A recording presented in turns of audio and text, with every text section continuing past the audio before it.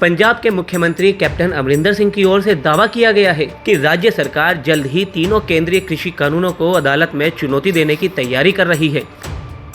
इसके लिए पंजाब के एडवोकेट जनरल को तमाम कानूनी कार्रवाई करने के लिए मुख्यमंत्री कैप्टन अमरिंदर सिंह ने निर्देश भी दे दिए हैं।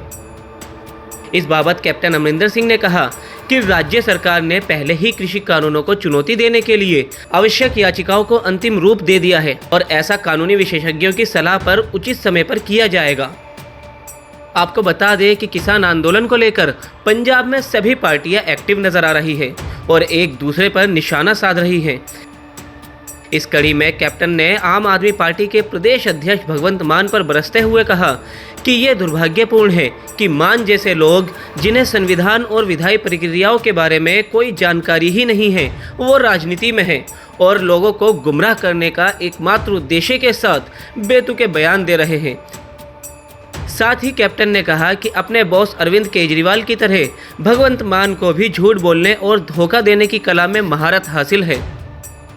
यहाँ ऐसा नहीं है कि सिर्फ कैप्टन ने ही आम आदमी पार्टी पर निशाना साधा है, आपकी तरफ से भी कैप्टन पर जमकर जुबानी हमला किया जा रहा है। आपके पंजाब सहबारी राघव चड्ढा ने कैप्टन को बीजेपी का एजेंट बताया है और उन्हें बीजेपी में शामिल होने की सलाह तक दे डाली है। चड्ढा ने कहा कि कैप्टन आधिकारिक रूप से बीजेपी से जुड़ जाए, तब ईडी, सीबीआई की जांच से गुजर रहे कैप्टन के रिश्तेदारों के खिलाफ सारे मामले दफन कर दिए जाएंगे। तब कैप्टन भी बीजेपी के लिए खुलकर काम कर सकते हैं।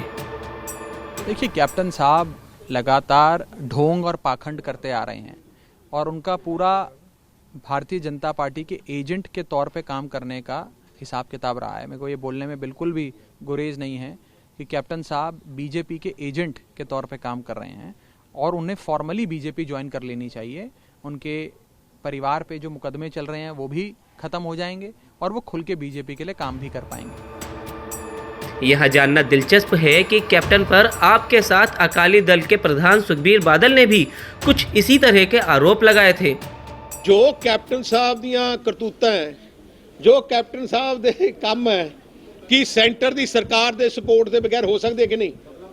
आई एम सेइंग लगातार ਤੁਸੀਂ देख लो, you ask anybody, he has the best relationship with the government. ਤੁਸੀਂ ਇੱਕ ਗੱਲ ਦੱਸਿਓ, ਜੋ ਕੰਮ ਕਰ ਰਿਹਾ ਹੈ ਕੀ ਉਹ ਕਰ ਸਕਦਾ ਹੈ ਜਦੋਂ ਤੱਕ ਜੇ ਸੈਂਟਰ ਸਰਕਾਰ ਦੇ ਹੱਥ ਜੇ ਸੈਂਟਰ ਸਰਕਾਰ ਦੇ ਬਗੈਰ। इस बात में कोई दो राय नहीं है कि किसान आंदोलन के बहाने सभी राजनीतिक दल 2022 पंजाब विधानसभा चुनाव के लिए अपनी राजनीति चमका रहे हैं। अब देखना दिलचस्प होगा कि आगे किसान आंदोलन में और क्या नए मोड़ सामने आते हैं। ब्यूरो रिपोर्ट, पंजाब तक।